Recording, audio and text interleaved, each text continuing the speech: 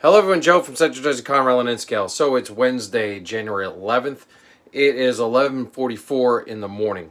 I just want to jump in here and do an update with everybody. I know after the last update we spoke, it was actually pretty well received. So I think I'm getting more views on the YouTube live than I do on the old Facebook live. So I think I'm going to end up staying with this. So just wanted to jump in here and just give you guys an update. So last time, as you know, I was organizing and cleaning out, and that went really well. Put everything back in, organized all the toolboxes, and then just proceeded to finishing up those projects and finishing up the editing for the videos. So now, I know I had spoke and said there was videos were going to come out on certain dates and orders, but I ended up changing those on the fly because I didn't want to overload everybody in December with too many videos, so that's why I kind of moved that one video, and it's going to come out, the freehold one is going to come out in January, the end of this month. So that's what's going on. Hey, Happy New Year! Thanks for watching.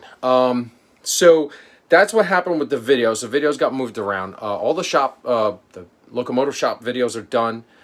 I just have to, today's goals is to film the intro and outro to the my final, not my final, but the paint shop video that I have done, the weathering of the cars.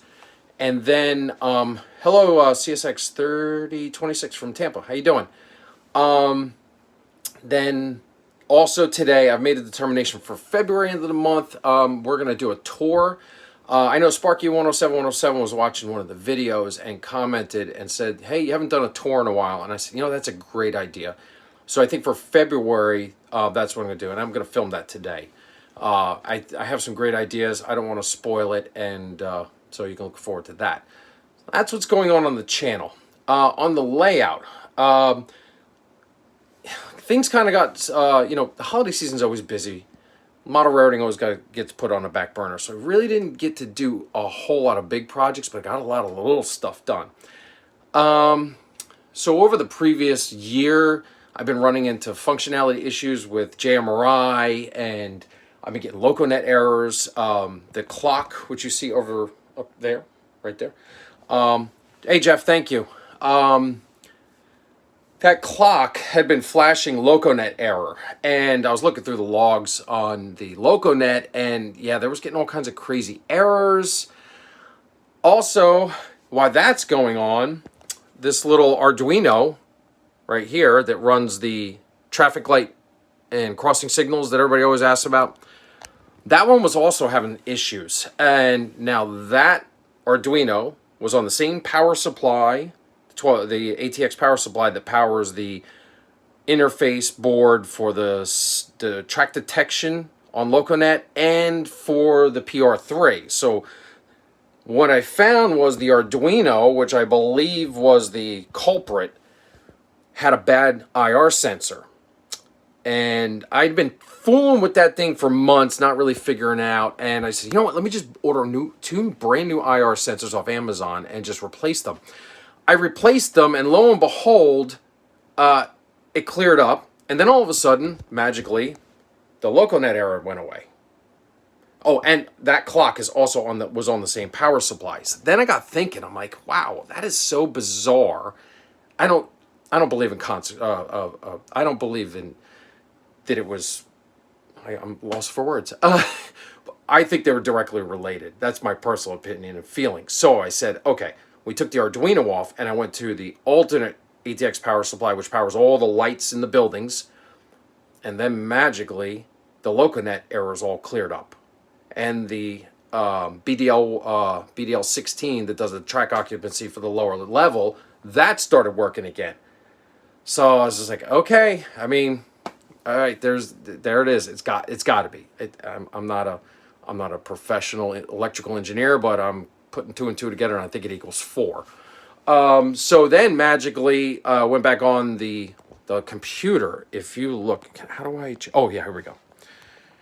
This computer down here, it's an old Optiplex 3040 that I got used.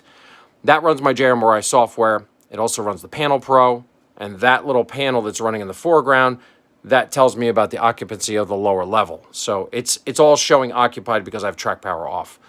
So that started working again, and then I was like, oh, wait a minute. Let me open up my TCP server and my Wi-Fi throttle server so I can start using those again. And forgetting that now that I'm getting into networking, I forgot that I migrated to a new network and all my IP addresses changed. So I just wanted to say how much inspiration.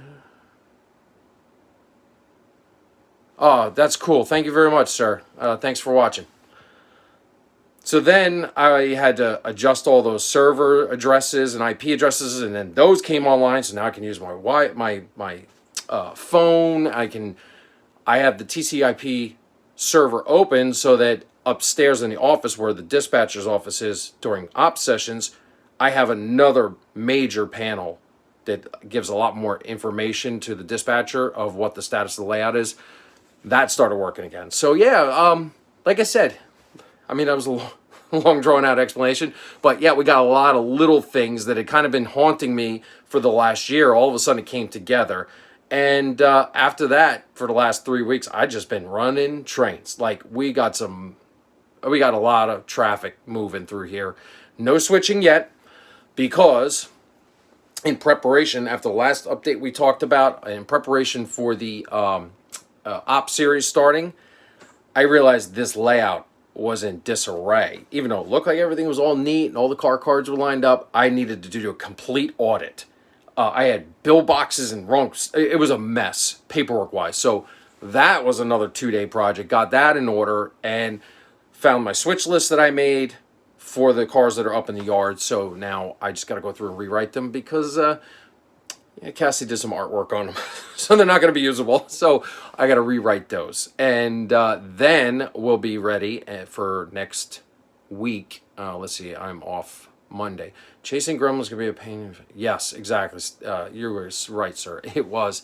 But it was rewarding in the end because now everything is fully functioning in the way I designed it. And it's really nice to just come down here and say, I don't need my DT400. Let me just use my phone and just pop on the phone, and it's awesome.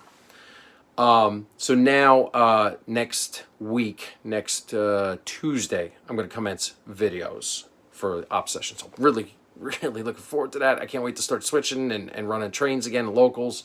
Going to be a lot of fun. So that is the status of the layout. Now, future projects. Update on the future projects. I do have on order my first Fast Tracks turnout kits. It's number 6 curve, which is going to fix the problem over here in Lakewood. So for those of you who may not have understood what I'm talking about, I know I've talked about it numerous times. So if you're hearing this again for the 100th time, please don't tune out. Just do something else and come back to the video. So what happens here is this is an Atlas Code 55 number. I think it's a 22.5R turnout, and I have 2 more of the same turnouts here. Now, northbound traffic, when we're running heavy trains with 6-axle locomotives, this little spot here, it transitions from the Atlas Code 55 to the microengineering and back to the Atlas. We derail. So those need to be fixed. Uh-oh, somebody's calling. All right. Hold on one sec, everybody. This is not going to work. Here, just watch this. Be right back.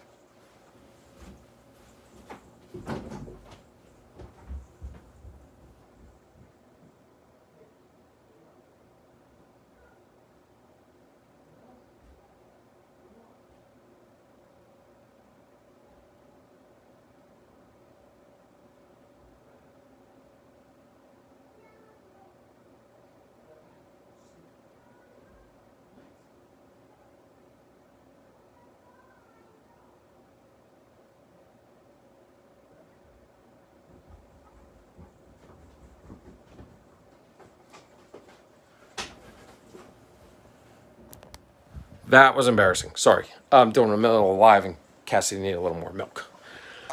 So, back to what we're talking about. Off topic to how do you clean your track. Right here, guys. Old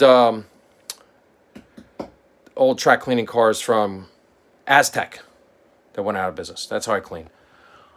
So now, once I get the turnout kits and build the Code 55s, we're going to rebuild from here all the way down to here. So that will fix the problem with the derailments that come through these turnouts. So, yeah, we got the kits coming. I'm going to produce a lot of videos. I know a lot of people have asked about it. And so we're going to get started on that right after I'm finishing filming the series coming up.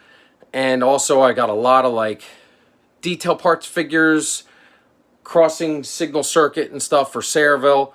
And we're going to produce a video and get that portion done too. So yeah, that's where we're going with future projects. So yeah, that's what you can look forward to. So I think that's all I really wanted to say today. I just wanted to get in here and thank everybody for watching. I noticed that a lot of people are coming back. I'm not a fan of the curved turnouts. They always give me issues. Yeah, they do. A lot of people just been telling me that it's the manufacturers. And a lot of people are really praising the fast tracks. They're saying that once you do the fast tracks curved turnouts, they're so much better than the mass-produced ones. So we'll see. We'll see. I hope so. Because if not, it's going to be tough. I don't even want to think about it. I just want to thank you all for watching. I see a lot of old followers coming back and commenting on the videos. It seemed like my older subscribers that were watching, I kind of lost them during that whole break, during COVID and all that stuff. So it's good to see a lot of people coming back and watching the channel. I really appreciate it. Pass the word.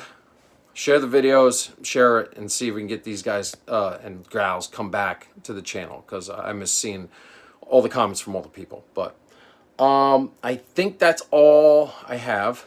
I think, and I really apologize for the pause. I did not expect her to need milk in the middle of my live. So, yikes. But yeah, I hope you guys are enjoying this live update stuff. I think it's a lot of fun.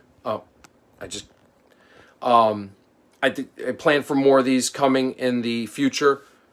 Hello, gentlemen. Thank you. Look forward to what's to come. Yes, thank you very much for watching and tuning in. And you know, if anybody out there is watching this and you're not subscribing to the channel, please subscribe to the channel and follow along so you can see all these projects coming up. And yeah, like I've indicated, we are in the home stretch on this layout. I believe, unless like something comes up that I'm not expecting, I'm hoping to be done by the end of 2023 with everything, scenery and fixing all the little gremlins and doing the little finishing touches, curtains, some track lighting and other stuff. So yeah, so please tune in and follow us for our updates. Yes, I am so looking forward to the updates, or for the ops videos coming back, guys and gals. It's gonna be a lot of fun. I think I got some, looking at some previous older videos, I got some ideas to tweak and make it a little different and a little better, a little fresh. And yeah, it's going to be exciting. So look forward to getting back down here with the camera and start filming for next week. So, all right. I hope everybody's having a great day. I hope you had a good holiday season. And yep, everybody's done and we're back to work and getting into our routine. So, look out for more updates on the channel coming, and I thank you all for following and all your support. All right, everyone, have a good day, and I'll talk to you soon. Bye.